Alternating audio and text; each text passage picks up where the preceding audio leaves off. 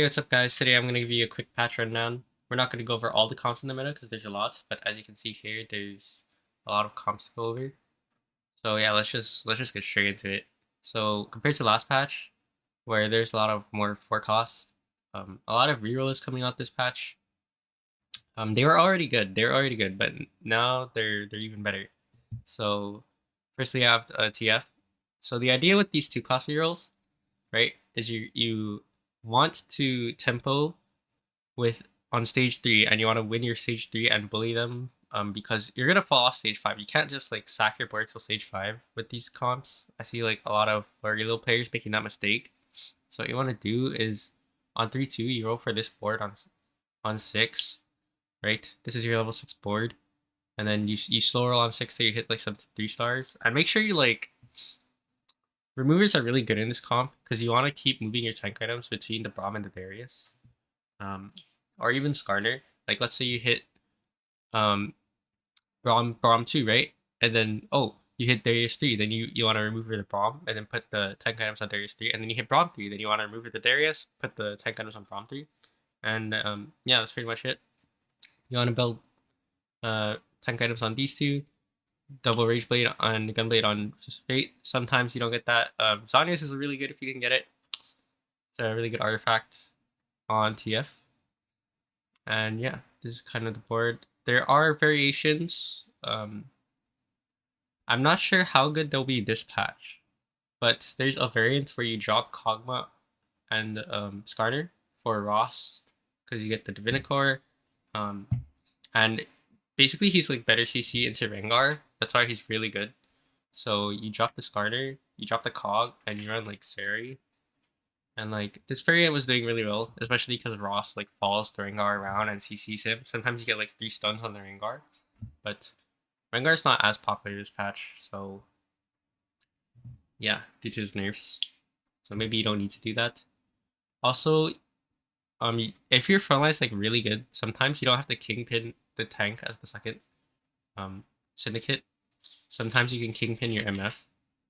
So always kingpin TF, and then sometimes you can kingpin MF, but usually most of the time, like 90% of the time, you're gonna kingpin either Darius or Braum. Um, Also, if you have double Gargoyle on Darius, right? Like let's say you remove this Gargoyle, and maybe you have like a Redemption. Don't be afraid to just solo frontline him. I do this a lot actually, and it's pretty good. So yeah, there's TF. Let's go to next. We have Vayne. Vayne reroll. Your level 6 board is basically Senna. It's basically everything except these three. And then you throw in like Vi. It's probably like a Vi 2 or something. Or whatever Vanguard you hit to start. This is your level 6. Um, and yeah. So again, on 3-2, you roll down for this board and you try to win streak your stage 3. And later on, this you add these to cap out. You replace Vi with Leona, and you get Anima in. And then yeah, um, you want to position something like this, where Vayne. Let's say, hold on. How do I open the opponent board? So we're gonna say the TF is here. So if the carry is on this side, you want to position Zed in this hex, and then Vayne on the opposite side, so the Rage Blades can scale. And if the TF is here, then you would want to do the opposite, right? You want to go here, and then swap the Zed, and then the Zed can jump to the corner. Keep in mind, if your opponent has a carry like in the middle, then Zed will 50-50 in between who he's gonna jump to. So yeah, but most of the time, they won't have a carry here, especially if you're in the lower elos, and he'll get a free jump. So yeah, there's Vayne. Next up we got Veigar. He's really good with the two Veigar augments, like the techie one, the Cyber Boss one. Basically, you take this if you're lost streaking stage 2 with a tier, or you have the augment. Yeah, basically those are like the two conditions. Because if you lost streak stage 2 with a tier, you can guarantee the blue buff, and Monozane's really good on him. But if you don't have Monozane, I noticed best in slot is now JG because they fixed a bug and Guardbreaker. This is like his BIS, but of course you can build other stuff. But this just his BIS. Don't like overpile BIS. And level 6, I think it's often like Big R Poppy, and then probably not Nico. Probably like something like this, and then you probably play Zyra, and yeah. But your level 6 is really flexible for this comp, I think. Um, yeah. Again, don't don't overpile the BIS and just aim to slam items so you can win streak stage 3. That's what these two cost comps are all about. Yeah, can't emphasize that enough. All right, next you have Shaco. Um, for those who haven't played TFT, you probably haven't played one cost hero yet because it's been pretty bad this patch or this set so far. But Shaco reroll is actually really good. Um, I'm not gonna put all his items back. You can just rewind if you want. But Shaco, you just basically lost streak stage 2, build up econ, and then you slow roll. So you roll down to 30 after Krugs on 3-1, and then after that you build up your econ back to 50, and then you roll down, staying above 50 until you hit Shaco 3. But after Wolves you want all in to if you haven't hit yet, and then you hit Shaco 3, and then you level up, and yeah. Basically, it's pretty simple. It's a 6 layer comp. I think you're bored. Like the Kingpin actually doesn't matter as much as first layer. So you're level 5 board. Again, it's gonna be level 5 rolling on, not 6. So um you're not gonna have like I think you actually drop the bomb here. Because I think Force Slayer is actually oh, okay, ignore that. But Force Slayer is actually better. So we would have what? Shaco, Darius, Mundo, Lane Senna, or J4 actually, instead of Senna probably. Yeah. It's like something like this, where you have 4 Slayer in. Because the Kingpin doesn't matter as much as you think. It's good. That's why we play Syndicate later on 6. And then of course your level 8 is yeah, 6 layer. But yeah, you kind of want to hit Shaco 3 as early as possible because he's perma stacky AD, as you can see here. Passive gain 2% AD for each kill in this game. Yeah, so you pretty much only want to play this if like you're lost against stage 2 and you have no other options, or like you hit Shaco 2. If you hit Shaco 2 on 2-1, by 2-1 with a slammable item and a decent augment, then I would consider like playing this line. All right.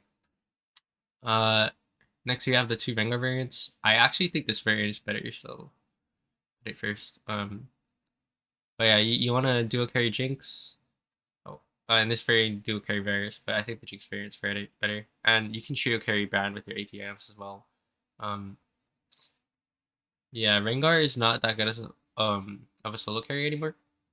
So you wanna basically always have a dual carry ready. And yeah, just he's pretty much the same as last patch, but don't hard force him. It's all yeah, that's all I can say. He's pretty much the same as last patch.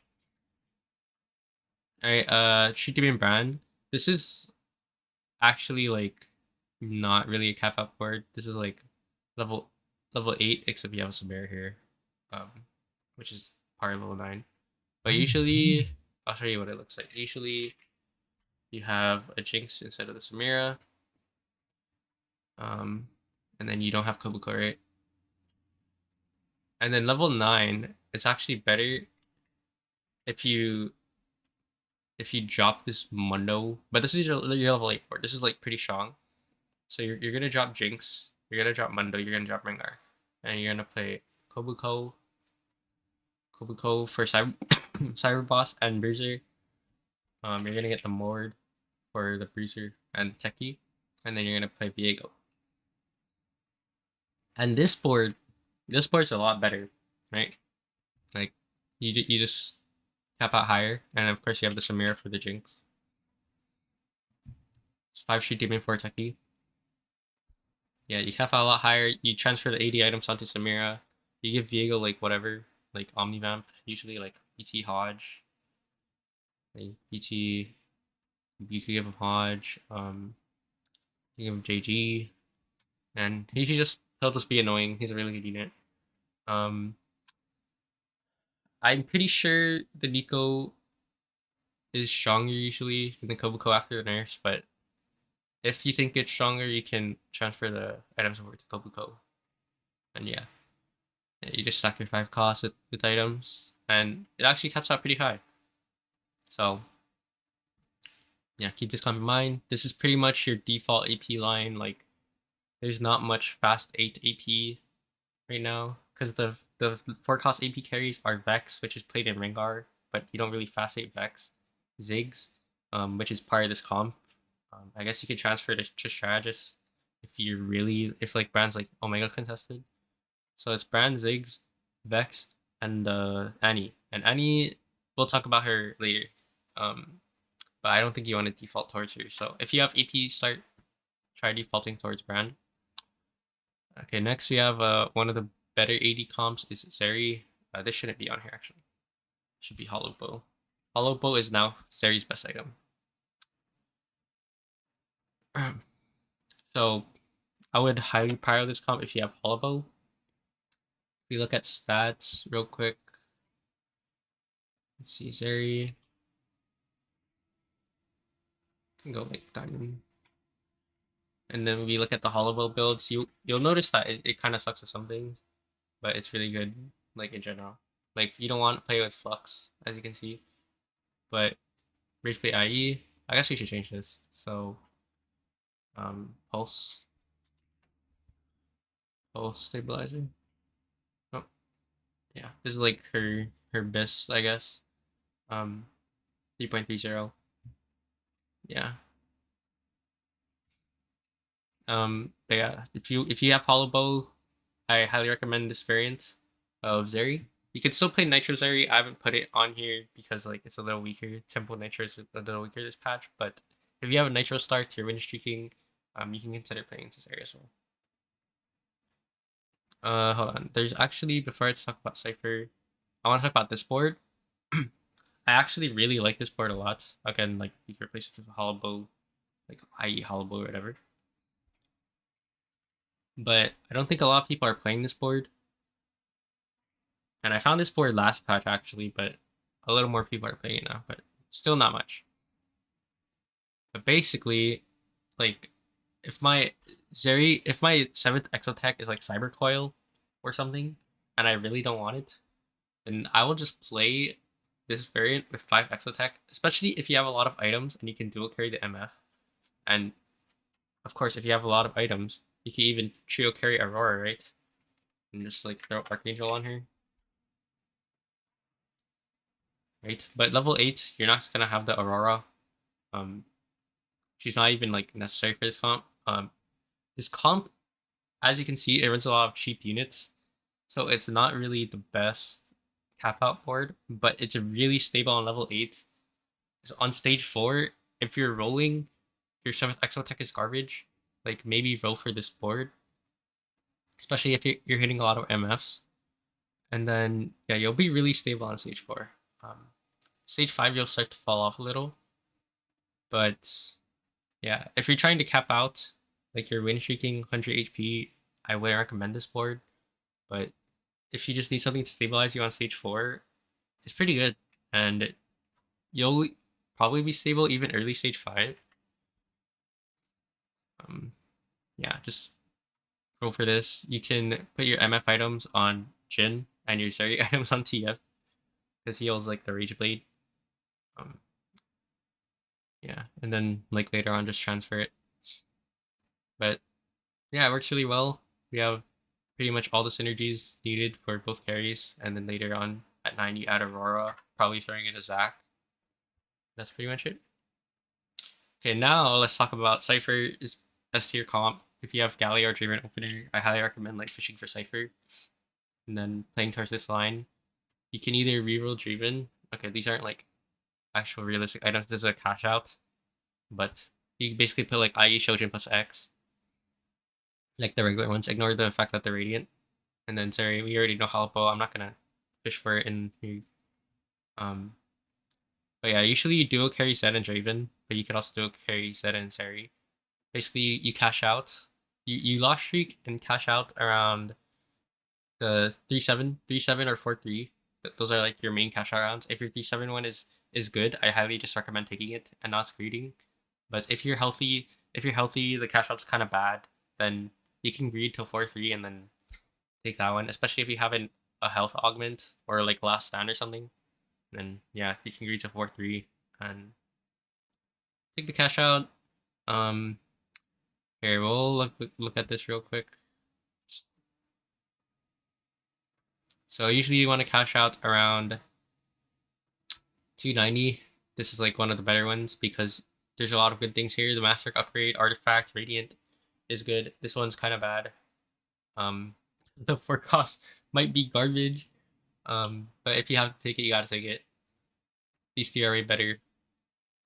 And then like honestly, like it's pretty much better than 330 because like this is kind of garbage, and like this you'll have to pivot. Most likely you'll have to pivot.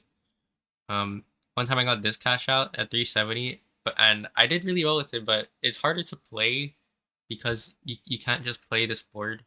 You will have to pivot if you hit one of those cash outs where you get like just a bunch of 5 costs or something. But yeah, just keep that in mind. Um, I highly recommend practicing it. I know like a lot of lower elo players, not a lot. I guess some they're like nervous to play it because they go eighth, but if you learn how to play it, you'll get a lot of firsts. So I just recommend getting your reps in, especially since it's early in the set. All right, next up we have Affilio Saya, Marksman. This comp's pretty solid. I don't think Zaya's like amazing, but you dual carry Aphelios and Zaya, tank Leona.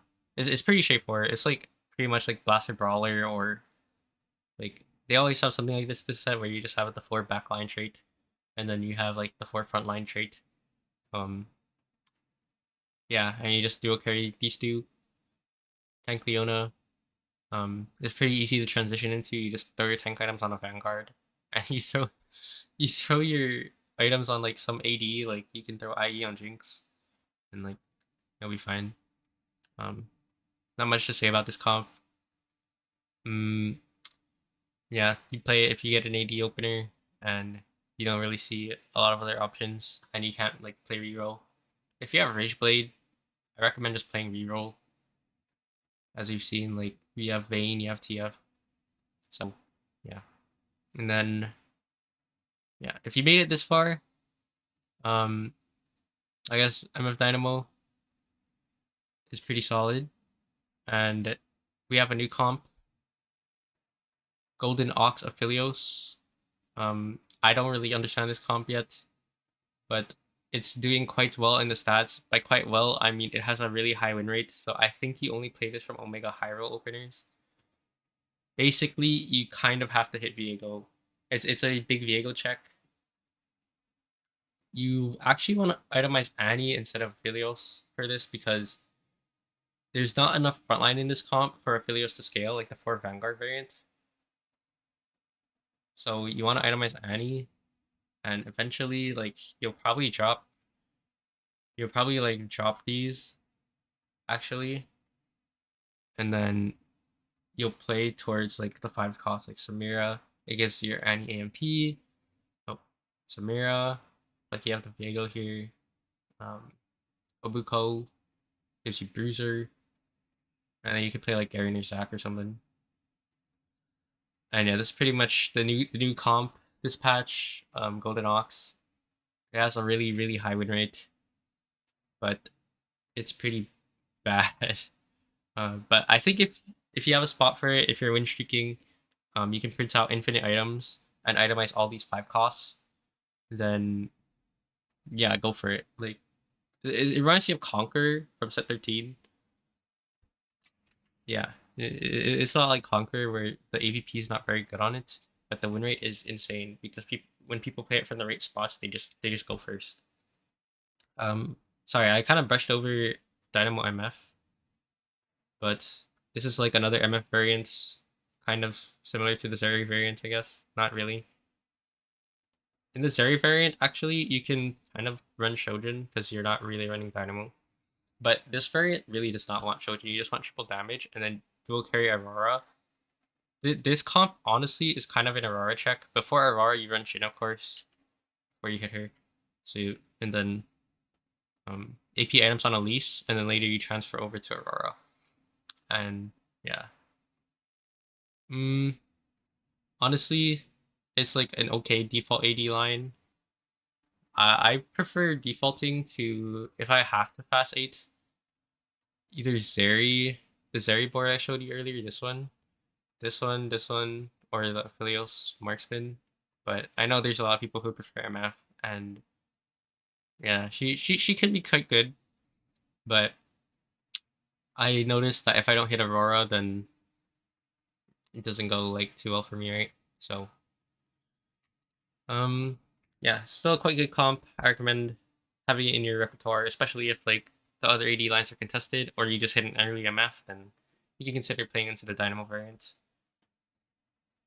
But yeah, that's pretty much it. Hope you guys enjoyed. I will try make maybe specific comp guides or meta updates in the future, and I will see you guys next time. See you.